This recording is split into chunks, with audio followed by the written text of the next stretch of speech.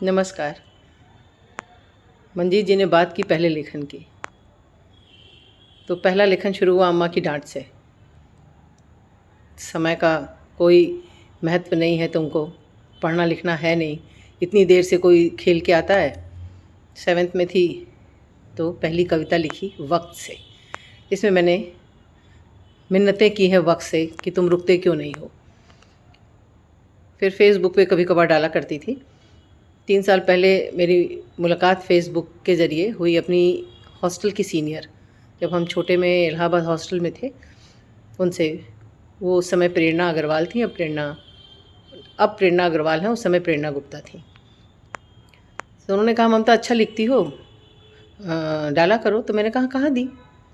तो उन्होंने फिर बहुत सारे रिक्वेस्ट भेजे मेरे पास। फिर मैंने लिखना शुरू किया। जब लिखा तो प्रेरणा दी को भी पढ़ना शुरू किया। लघु कथा लिखती थी वो। मैंने कोशिश की तो वो लघु कथा को मैंने संस्मरण में लिखा। फिर उन्होंने बताया ममता इसको संस्मरण कहते हैं। फिर मैंने प्रतिलिपि ज्वाइन किया। उसमें टॉपिक्स आते थे और फिर लिखने का मन करने लगा। लिखती हूँ, अब तो सब कुछ लिख लेती हूँ और सीख भी रही हूँ, बहुत ज़्यादा सीख रही हूँ। लेकिन दिल तो कविता में ही बसता है। मेरा जो काव्य मंच है बनारस का, महिला काव्य मंच, वहाँ पे मुझे त्वरिता की टाइटल से सराहा गया है। और कहते हैं लोग मुझे त्वरिता, कि बस कोई भी टॉपिक या कोई भी वर्ड ममता को दे दो और ममता 2 मिनट में लिख के दे देगी। फिर आया मेरे लाइफ में मौसमी चंद्रा का ऑफ़र, किस्सा कहानी का। अभी तक तो मैं लोगों से सुनती थी बड़ी कर्कश हो, बड़ा ख़राब बोलती हो। मुझे लगा मौसमी ने कह तो दिया है कि दी रिकॉर्ड करके भेजिए, चलो भेजती हूँ, देखती हूँ क्या होता है। भेजा, अच्छा रिएक्शन था लोगों का कि आपकी आवाज़ अच्छी है। मुझे भी अच्छा लगा सुन के। ये मेरी लाइफ का एक बहुत अच्छा मोड़, और मुझे बहुत अच्छा लगता है रिकॉर्डिंग करना। अभी तक तो मैंने अपनी लिखी ही कहानियाँ रिकॉर्ड की हैं कि पहले जो गलतियाँ हैं अपने से ही कर लूँ, दूसरा बुरा ना मान जाए। तो थोड़ा सा इसमें अपना स्वर गला सब साध लूँ, सीख रही हूँ औरों को सुन सुन के। मंजी सर तो खैर बहुत अच्छा बोलते हैं। हम लोग अभी पहली सीढ़ी पे पैर भी मेरे ख्याल से नहीं रखे हैं, कोशिश कर रहे हैं कि पहला पैर रखें। अब आगे बढ़ रहे हैं, आप लोग का साथ है, बस दुआएं दीजिए और ऐसे ही कुछ कुछ नए टॉपिक्स देते रहिए, हम रिकॉर्डिंग करके भेजते रहें। नमस्कार। नमस्कार, मैं भारती कुमारी। मेरे लेखन की शुरुआत कैसे हुई? मेरे लेखन की शुरुआत, ऑफिशियल शुरुआत 2017 में। ऑफिशियल इसलिए कि उससे पहले तो लिखती थी, लेकिन ऐसा कुछ था नहीं कि मैंने लिखना शुरू किया कब से क्या, वो नहीं। किसी किसी किताब की समीक्षा लिखी और किसी फिल्म की समीक्षा लिख दी अपने वॉल पे, या ऐसा ही कुछ था। कोई संस्मरण लिख दिया, कोई ट्रेवल ब्लॉग लिख दिया। तो पता नहीं क्यों मुझे लगता नहीं कि मैं कुछ लिखती थी। 2017 इसलिए कि 2016 के बाद थोड़ा सा फेसबुक पे, सोशल मीडिया पे ही थोड़ा टाइम ज़्यादा देने लगी मैं। तो तो लिखना शुरू किया। तो 2 ग्रुप ज्वाइन किया लिखने का, लघु कथा के परिंदे और फलक। तो पहली लघु कथा थी अमानत। मैंने लघु कथा विधा को थोड़ा सोच समझ के, क्योंकि मेरे लिए भी विधा नहीं थी, तो इसलिए लिखना शुरू किया अमानत। उसका जो कथानक था वो हिंदी फिल्म हम दिल दे चुके सनम से काफी मिलता जुलता था, लेकिन वो मैंने एक सत्य घटना को आधार बनाकर लिखी थी। तो जो उस पर कमेंट्स आए तो वही था कि फिल्मी है, ये वो ज़्यादातर नेगेटिव से थे पाठकों के, किसी को अच्छी भी लगी, जो भी था। लेकिन एक बहुत गंभीर लेखक, पाठक और समीक्षक का उस पर कमेंट था कि कथानक के बारे में मैं कुछ नहीं कहूँगा, लेकिन लेखिका की शिल्प और शैली है ऐसी कि मुझे लघु कथा में भविष्य अच्छा दिख रहा है। मुझे लग रहा है कि हमें अच्छी लघु कथाएं पढ़ने को मिलेंगी भविष्य में इस लेखिका से। तो इसने एक टॉनिक का काम किया मेरे लिए इस कमेंट ने, क्योंकि मुझे लगता था यही कि मैं इसलिए भी नहीं लिखती थी कि मेरा शिल्प पक्ष बेहद कमजोर है। जो हम अपने आसपास कहानियां देखते हैं, अवलोकन करते हैं जिन चीजों का, और जो साहित्य होता है, उन दोनों के बीच का जो बीच की जो कड़ी होती है, वो हमारा शिल्प और शैली ही होती है हमारी। कि कोई चीज हमने देखी और लिख दी, रिपोर्टिंग नहीं करनी होती है। हमें लिटरेचर रचने के लिए हमारी अपनी एक शैली होनी चाहिए, शिल्प होनी चाहिए, हमें भाषा की समृद्धि होनी चाहिए उसके लिए। तो मुझे लगा था वो मेरे पास नहीं है। वो पढ़ने के बाद, उस कमेंट के बाद मुझे थोड़ी हिम्मत जगी अंदर। फिर लिखना शुरू किया। फिर बैक टू बैक लघु कथाएं लिखी, थोड़ी सी जो भी बचपन से अवचेतन मन में पड़ी हुई थी लघु कथाएं, मन में जो कथानक थे वो सब लिखना शुरू किया। फिर प्रतिष्ठित कुछ पत्रिकाओं, जितनी भी लघु कथा की पत्रिकाएं आज लगभग सब में पब्लिश हो चुकी हैं लघु कथाएं। फिर अभी एक प्रतियोगिता हुई थी लघु कथा की, तो उसमें प्रथम स्थान था लघु कथा में, तो वो लिखी। अब लेखन की शुरुआत अगर मैं बात करूं कि मुझे साहित्य से बहुत ज़्यादा लगाव होने के बाद भी मैंने इतनी देर से लिखना क्यों शुरू किया, तो इसके पीछे बस एक छोटा सा कारण है कि बचपन से ये पढ़ने से लगाव था। तो बाल पत्रिकाएं जैसे सभी पढ़ते हैं, तो हमारे घर में भी आती थी, नंदन, बालहंस, नन्हे सम्राट, चंपक, कम आती थी। मुझे बाल कथाओं से बचपन में भी इंटरेस्ट नहीं था लगाव। राजा रानी या परियों की कहानी से नहीं था, बहुत ज़्यादा नहीं था, कभी भी पता नहीं क्यों नहीं था। हाँ, विज्ञान प्रगति रेगुलर था, हर महीने आता था, वो पढ़ा करती थी, तो नहीं था। लेकिन बालहंस में बचपन में 2 कहानी भेजी थी, तो तब बड़ी एक्साइटमेंट थी भेजने की। और जब नहीं छपती ना, 2-3 महीने के बाद जब नहीं छपती, नहीं देखती ना, उसमें कोई पत्र भी नहीं आता था पार्वती की छपी की नहीं छपी, तो फिर बड़ी निराशा हुई। और इतनी निराशा हुई कि लिखना रही गया, लग गया कि नहीं, मैं नहीं लिख पाऊंगी। कोई इनकरेज करने वाला भी नहीं था कि नहीं लिखो ही। फिर पढ़ने का ही सिलसिला शुरू हुआ। घर में तभी प्रेमचंद और शरतचंद की कुछ किताबें थी, वो जब 10वीं का बोर्ड दिया मैंने, तब वो पढ़ना शुरू किया। तो जब 10वीं की बोर्ड दी तभी मैंने गोदान, महिला आंचल पढ़ना शुरू किया तभी, लेकिन मुझे तभी समझ में नहीं आया था महिला आंचल, वो गुनाहों का देवता। और मैं चूँकि बचपन में 15 साल तक गांव में रही हूँ, बचपन के 10th मैंने गांव से किया है। तो गांव में एक दादाजी थे, उन्होंने कहा कि बेटी को पढ़ने का शौक है तो ये किताब दे दो। तो उन्होंने दी आशापूर्णा देवी जी की प्रथम प्रतिश्रुति। वो तभी अभी मैं सोचती हूँ कि वो मुझे क्या समझ में आया होगा तभी, क्योंकि वो किताब थी जो आशापूर्णा देवी जी पहली लेखिका थी जिन्हें ज्ञानपीठ पुरस्कार मिला था, और उसी किताब के लिए, प्रथम प्रतिश्रुति के लिए मिला था उनको।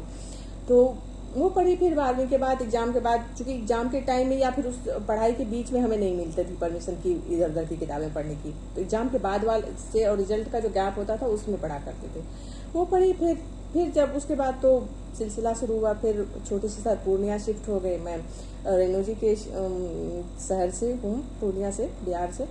तो वहाँ पे दुकान ही कम, तो उपलब्धता ही कम थी किताबों की। फिर भी जितनी भी मिलती थी पढ़ जाते थे।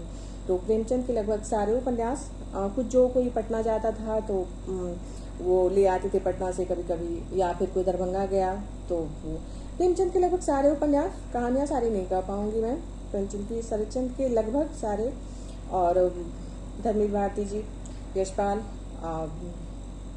यही मतलब जितने भी हिंदी साहित्य में कह सकते थे टाइम, जिसको क्लासिक्स कहा करते थे हम लोग। फिर मैथिली में भी, चूंकि मैं मैथिली थी, तो हरिमोहन झा, मैथिली में तो बस हरिमोहन झा की उस टाइम में उपलब्धता थी। उनकी कन्यादान, खटका के तरंग, जो उनका कहानी संकलन था, एकादशी, चरचरी, वो सब मिल जाया करती थी आसानी से, तो वो पढ़ लिया करती थी। और फिर जब पूर्णिया शिफ्ट हुई तो एक अच्छी बात हुई कि एक सरकारी लाइब्रेरी था वहाँ पे, तो वहाँ जब मैं गई तो वहाँ पे मुझे कुछ विदेशी भाषा की ट्रांसलेटेड किताबें मिली, तो वो मैंने पढ़ना शुरू किया, ट्रांसलेटेड किताबें। तो ये बताना ज़्यादा ज़रूरी है शायद कि हमने टॉल्स्टॉय, चेखव, मोपासा, कुछ कहानियाँ बाल्जाक की, ऐसे कुछ लेखकों की और पढ़ी। तो जब मैंने टॉल्स्टॉय को पढ़ा, मेरा ग्रेजुएशन शायद लास्ट ईयर होगा तभी, तो सेकेंड ईयर के शायद, तो वो मुझे लगा कि, तो अभी मैं सोचती हूँ कि मेरी लाइफ जो है ना 2 हिस्सों में है, मतलब टॉल्स्टॉय को पढ़ने से पहले और टॉल्स्टॉय को पढ़ने के बाद। इतना ज़्यादा असर डाला उनकी लेखनी ने, उनके लिटरेचर ने। वो फिक्शन के साथ जो ज्ञान, बोध कथा नहीं होती उनकी, बोध कथा जैसी नहीं लगेगी आपको, है लिटरेचर, साहित्य, और वो साहित्य के साथ जो वो अपनी बात को कहते हैं, उनका जो संतुलन है वो अपने आप में अद्भुत था। किसी भी आदमी पर बहुत ज़्यादा असर, मुझ पर बहुत ज़्यादा डाला। फिर खलील जिब्रान को पढ़ा। खलील जिब्रान की लघु कथाएं, उनकी बात कहने की प्रतीकात्मकता जो है, कम शब्दों में बहुत ज़्यादा बड़ी बात, बहुत बड़ी बात वो। और हिंदी साहित्य तो खैर था ही तभी, लेकिन दो किताबें मैं जो पर्सनली कहना चाहूँगी, सूरज का सातवां घोड़ा धनवीर भारती जी की, और शेखर अज्ञे की। शेखर तो पहली बार पढ़ी तो समझ में नहीं आई थी, फिर दूसरी बार शेखर तो मैंने 3-4 बार पढ़ी, फिर थोड़ा थोड़ा फिर उनसे रिलेटेड कुछ समीक्षाएं पढ़ी तो फिर समझ में आया कि हाँ क्या है शेखर, थोड़ा बहुत ज़रूरत पड़ी थी, तभी मैं ग्रेजुएशन से पहले ही पढ़ रही थी उसको उस टाइम पे। तो लिखना इसलिए भी कम होता है ना कि लगता है कि लिखो तो कुछ ऐसा लिखो ना कि जैसा असर मुझ पे टॉल्स्टॉय ने डाला ना, कि वैसा ही किसी पे असर डाले। बहुत बड़ी बात है ये, लेकिन सोचा तो जा सकता है ना एक लेखक के रूप में। ये तो मेरे हाथ में है ना कि मैं कैसा लिखती हूँ, और मैं अपने लेखन की गुणवत्ता के स्तर को कैसा मेंटेन करके रख पाती हूँ, उस स्तर का। या फिर लघु कथा लिखूँ तो खलील जिब्रान जैसा लिखूँ, कम शब्दों में एकदम प्रतीकात्मक बात। और अगर हिंदी में लेखन की बात करूं मैं, तो पढ़ने की तो आगे मुझे लगता है वैसा लिख पाऊंगी क्या, मैं कभी लिखूं क्या उनकी जैसी भाषा, उनके जैसा मनोवैज्ञानिक विश्लेषण उनका जो होता है, उनको मुझे लगता है कभी कोई जैसे उन्होंने मेरा मन पढ़ लिया, अरे ऐसा तो मैं सोचती हूँ, ये भी यही सोचते थे क्या।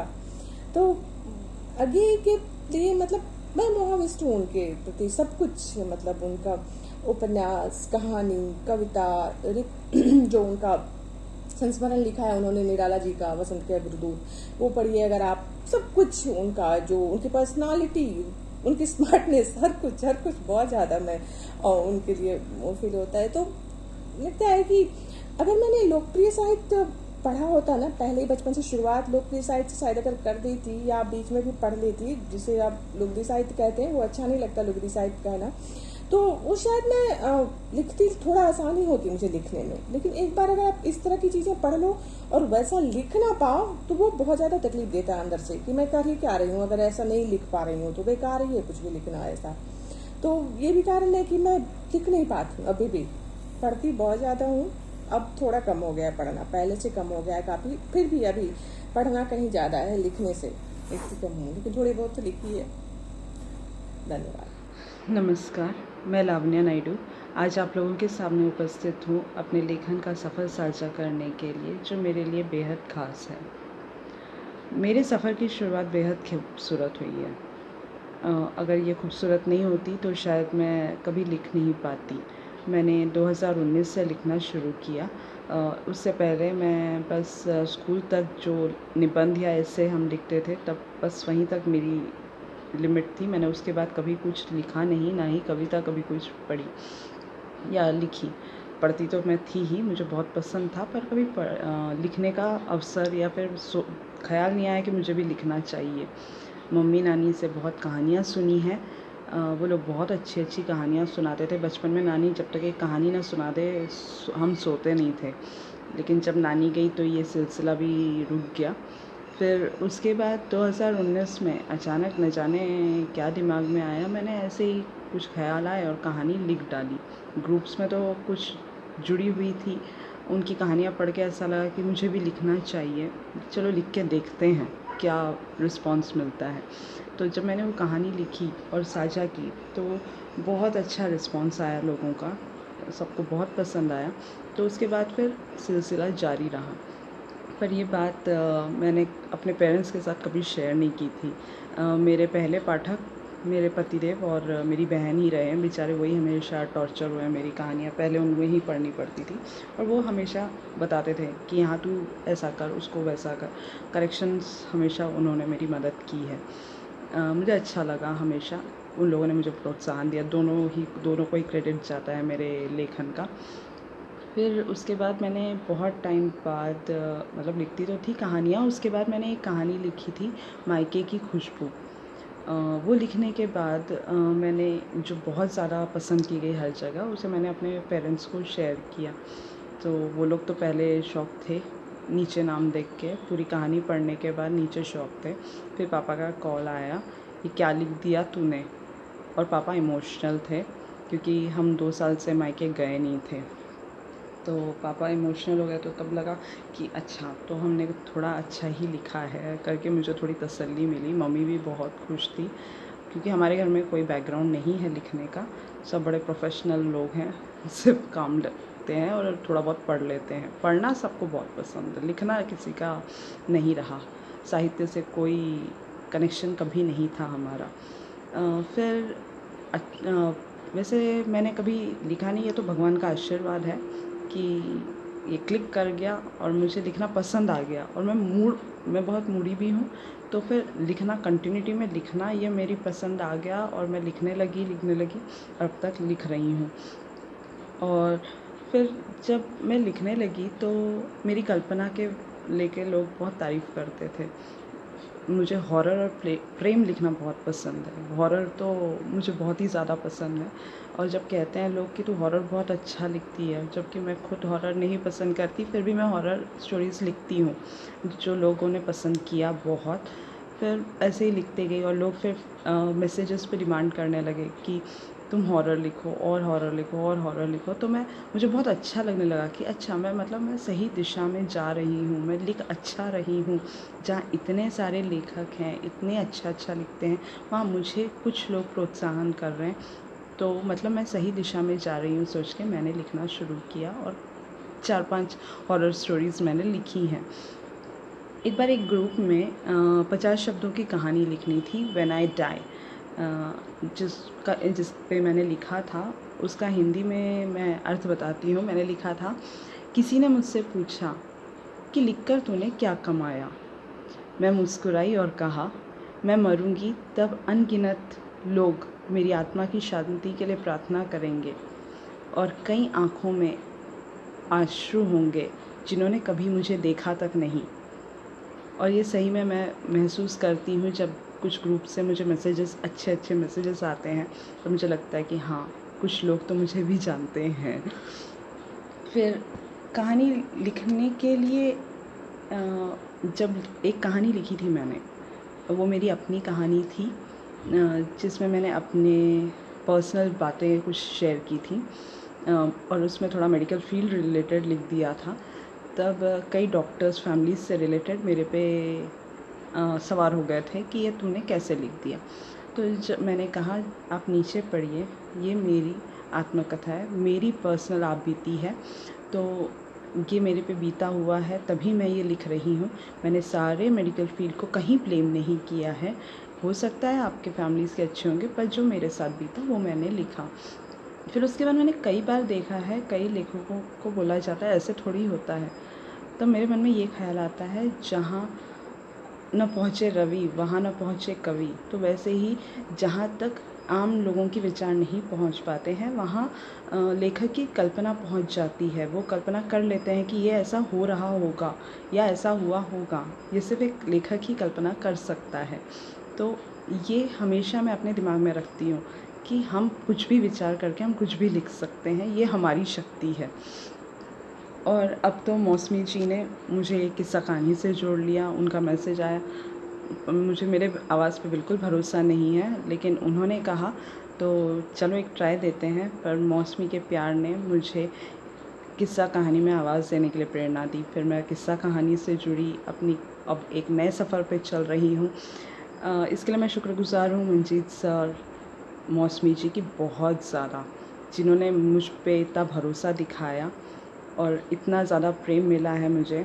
और अब तो नए प्रयोग भी कर रही हूँ। अभी हाल ही में जया जी के साथ एक प्रयोग किया है, उम्मीद करती हूँ सबको पसंद आएगा। तो अभी तो सफ़र बाकी है, अभी तो मंजिल पाना बाकी है। बस आप लोगों का साथ यूँ ही बना रहे। नमस्कार।